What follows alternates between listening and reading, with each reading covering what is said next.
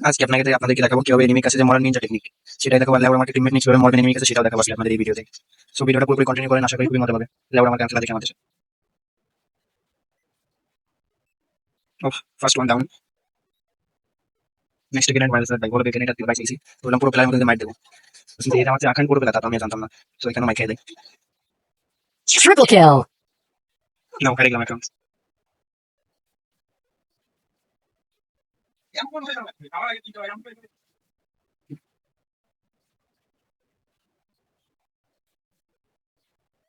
এই রাউন্ডে নিয়ে নিয়ে কিন্তু আমাদের ভিডিও এনিমি দিকে যেতে যেই কথা সেই কাজ।